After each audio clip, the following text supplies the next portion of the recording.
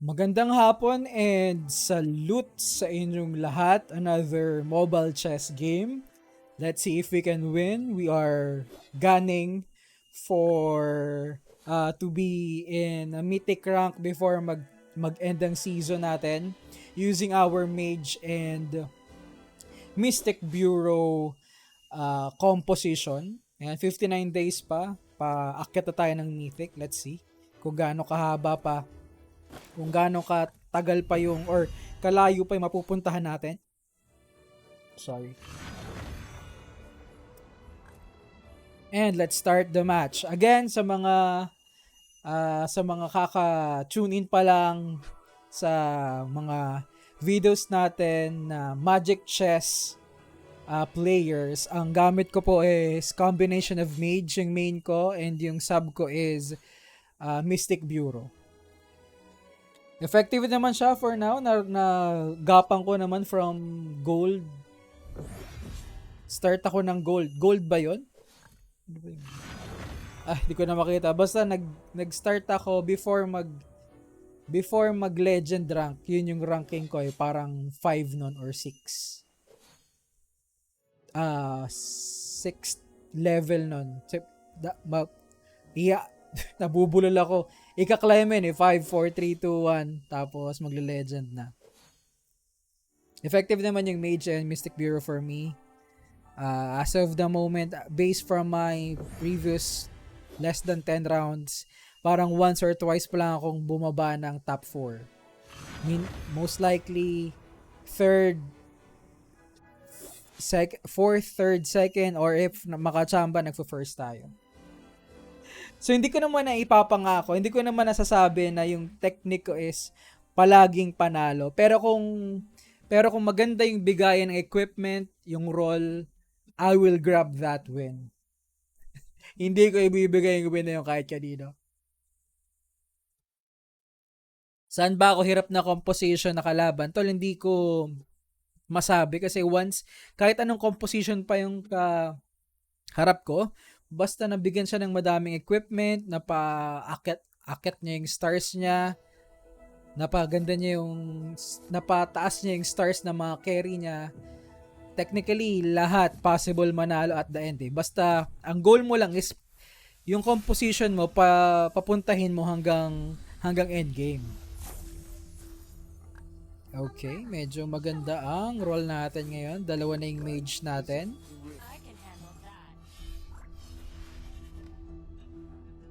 Hindi ko mananalo sila. Dalawa na yung mage natin. Again, sa early game ko, need ko lang makompleto yung matrigger yung mage, yung first level ng mage synergy and then first level ng Mystic Bureau synergy. Ang maganda dito sa composition ko or sa setup ko is nakuha ko si Kagura and si Kagura is both mage and both Mystic Bureau. Kukunin natin is Retribution. And okay, meron na tayong Popol, meron na tayong isa pang meron na tayong isang Mystic Bureau. So meron na tayong dalawang mage. Ang requirements na ng mage is dalawa. So matitrigger na natin sila once ilagay ko tong si Kagura sa loob. Ang next ko ng goal is matrigger yung Mystic Bureau, which is ang need wala dito Ang need ng Mystic Bureau is 3 pieces bago siya matrigger. So meron na akong Kagura, makukuha ko na si Populon Koopa, and then isa na lang. Hopefully, yung tank ko ang makuha ko, which is si Benedetta. Green level naman sa Benedetta, so mabilis ko makukuha siya. So the way ko nga pala nire-record yung video nito is the way ako mag-isip while playing Magic Chess para makita nyo yung decision making ko, saan ba ako sumablay, mga ganon. Okay, so kunin natin si Populon Koopa. Ayan. So, nag-iingat tayong sabihin yung Popol and Koopa. Baka ibang masabi na. Baka iba yung masabi ko.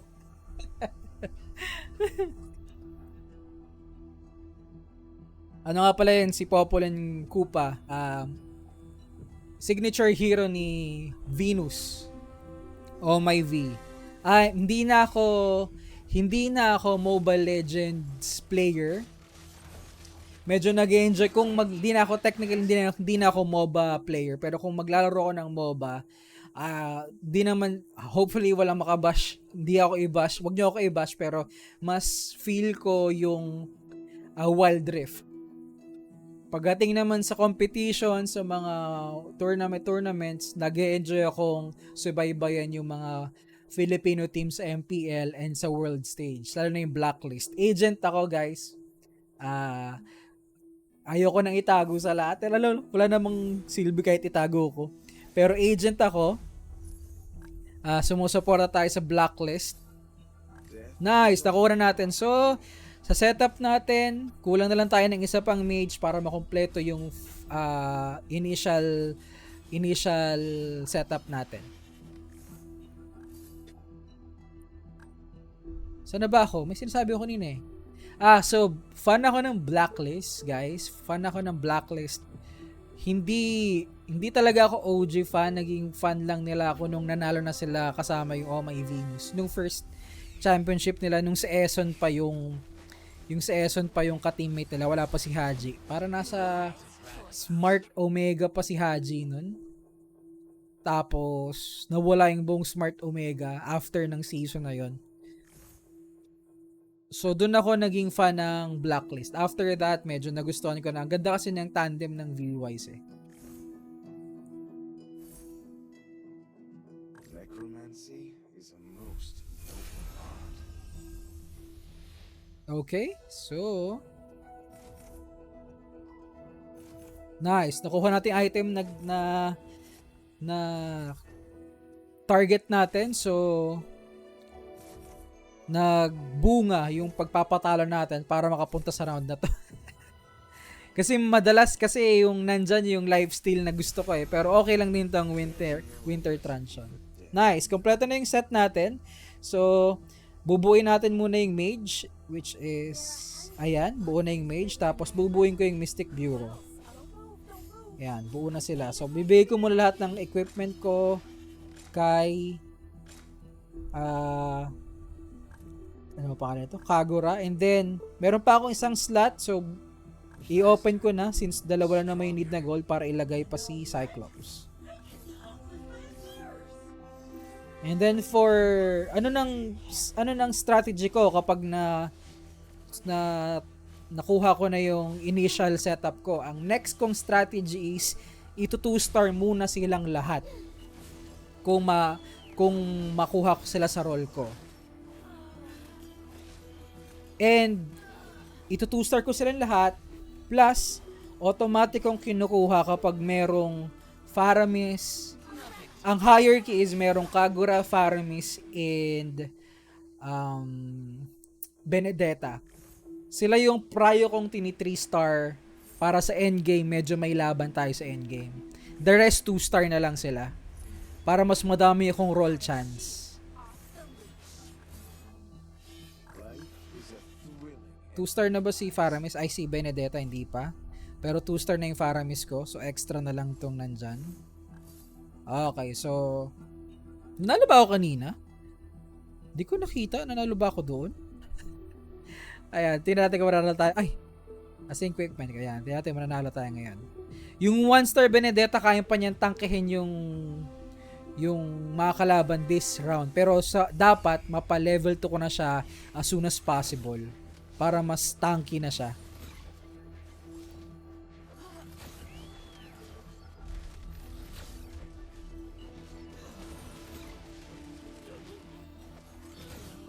And mukhang panalo tayo sa match na to. Nice one. Nice one, baby.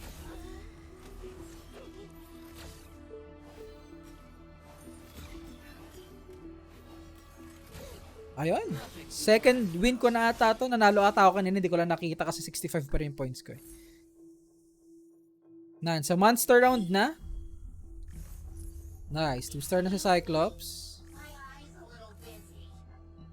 Hindi ko ang mas okay akong i-trigger ang third Mystic Bureau ko si Popolin ko pa kaysa kay Leslie. Yung iba preferred si Leslie. Nice. So 2-star na rin yung ating tank. which is si Benedetta.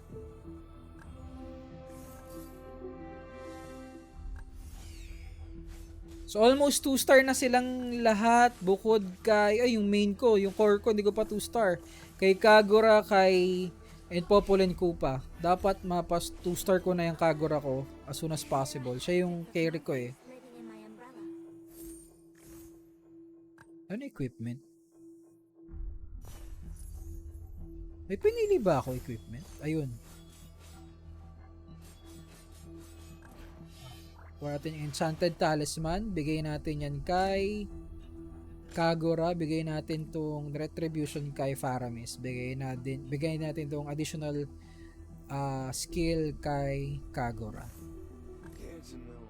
Okay. Popol and Koopa. Hindi tayo nakakuha ng kahit isang Kagura man lang. Why? Mukhang ililipat ko muna equipment ko kay since wala kasing equipment yung Kagura ko, useless yung skill, useless yung effect ng Mystic Bureau kasi wala naman siyang damage. 1-star lang kasi.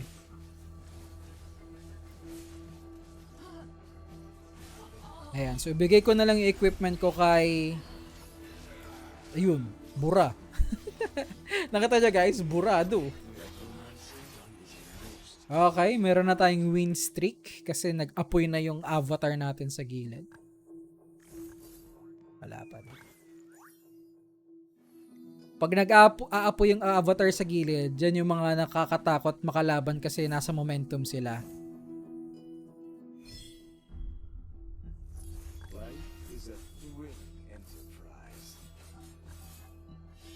Dude, wala akong makuhang Wala akong makuhang Kagura? Asan ang Kagura? Wala namang masyadong Mystic Bureau. Wala ring mage bukod sa akin. Weird.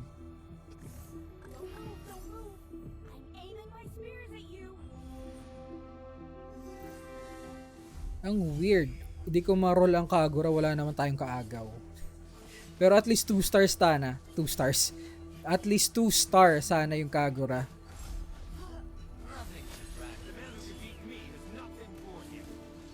Nice, mukhang mananalo tayo dito.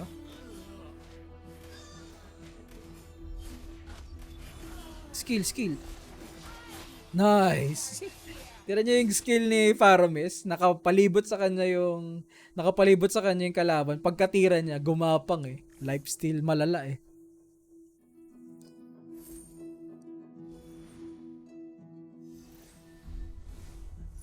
Okay. Ayaw talaga ako bigyan ng ng Kagura. Huy! Bigyan mo naman ako. Kami na lang ni Joy Ann, yung hindi pa natatalo, which is maganda yung pabor sa atin yung matchup natin kay Joyce Ann, sorry. Kay Joyce Ann. Ayan, tingnan natin kung mananalo ako kasi for me, pabor yan. Ay, naku po. Naka-lifesteal pala na to. Kate.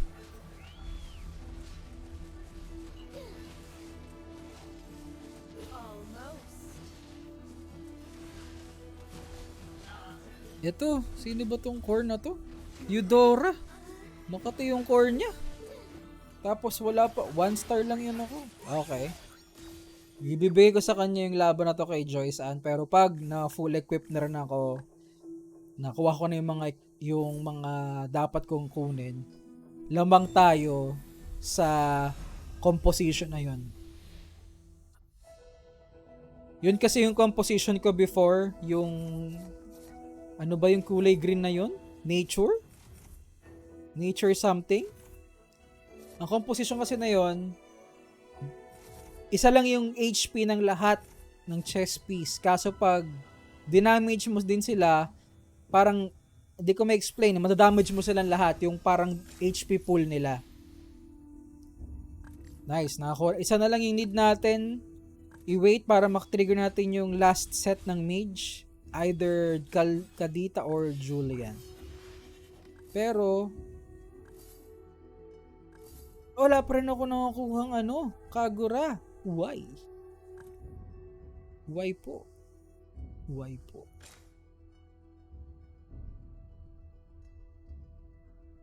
Si Musis. Maganda ba yung Musis? Kay Musis, siya? Yung stun wrestler build. Check natin kung manalo tayo kay Grom Syrinx. Syrinx. Ano bang basa dyan?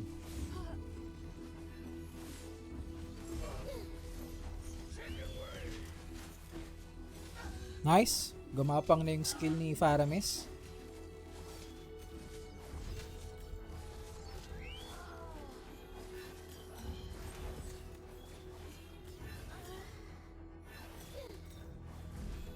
Nice. Panalo tayo. And natalo si Joyce Ann kay Kamote. Sino si Kamote? Naku po, ang sakit din ng build ng Kamote.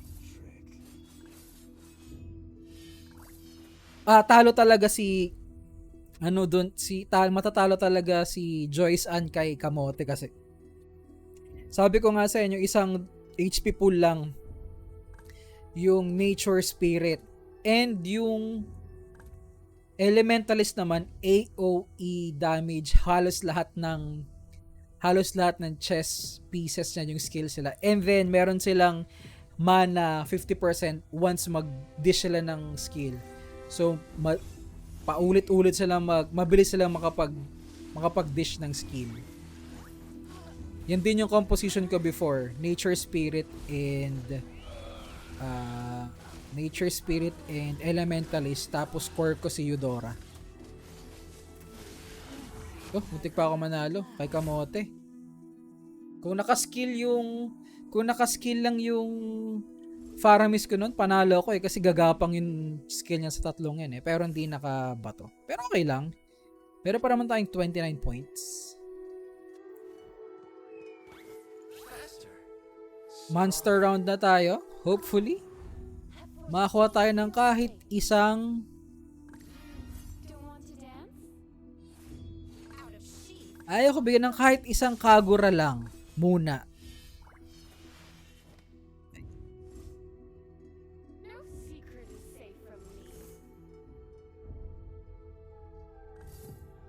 Ayaw talaga ako bigyan ng Kagura, sir.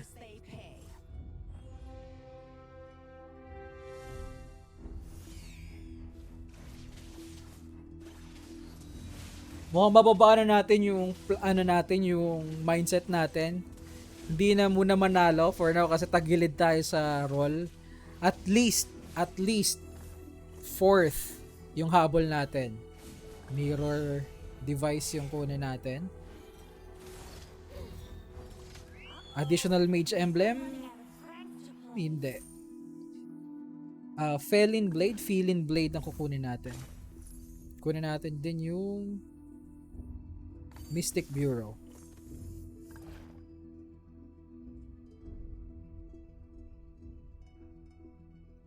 Tapos, Felin Blade is ilalagay natin kay Faramis.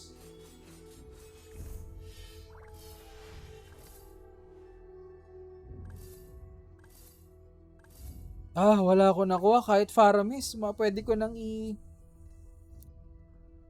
3 star si Faramis Medyo pangit yung situation natin ngayon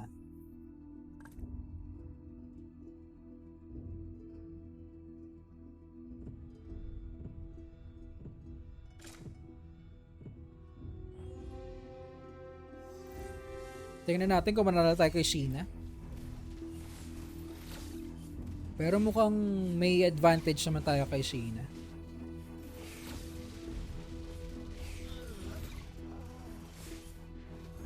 Nice, maganda yung pagkakalinya nila sa skill ni Faramis.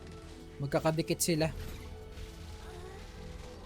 So, magbabawas tayo ng player, si Sheena. Ay, hindi pa. Nabuhay pa siya. 13 lang pala yung binawas ko. Pero may nalaglag na si Kamote. May 4 points pang natira. Okay. Nabigyan din tayo ng Kagura. Gamitin ko na ba yung ano ko dyan? Mirror device ko dyan? Nice, hindi ko gagamitin.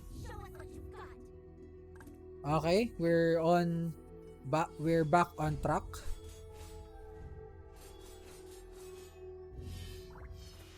So medyo makati-kati na yung mga images. Makati-kati na yung ano ba gusto ko sabihin? Nabaliw na ako. Makati-kati na yung mga mirror nung Mystic Bureau natin. Okay. Kalaban natin si Joyce Ann. Mayroon ba tayong magagawa kay Joyce Ann now? Mukhang mananalo tayo kay Joyce Ann this round. And hindi tayo mananalo, guys. Joke lang. Ang lakas ni Kamote. Umuubos na si Kamote.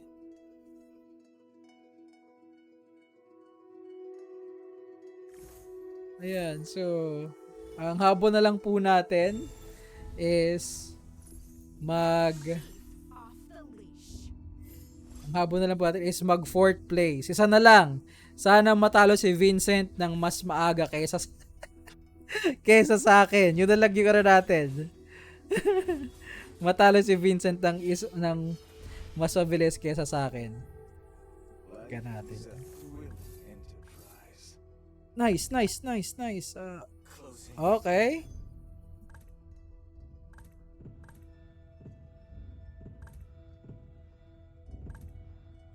Kinabahan! Hindi ko na ilipat.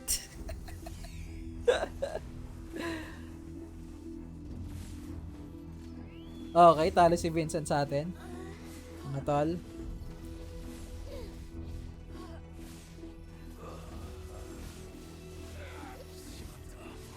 Dapat talo si Vincent. Alam, matatalo pa ako ni Vincent.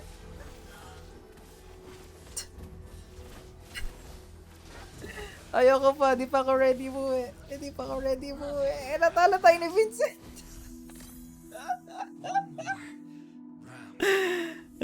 Vincent! Why? Natalo tayo ni Vincent, guys. Ayoko nang sumilip dyan. Ba't ako napunta dyan? Ayoko na, talo na tayo. So, sadly, 5th place tayo sa game na to. Pero okay lang yon. Ipapakita ko pa rin sa inyo anong mindset natin, anong frustration natin pag natatalo tayo sa game. And yun muna yung video natin for this afternoon. See you on my next game. Sana manalo. Bye!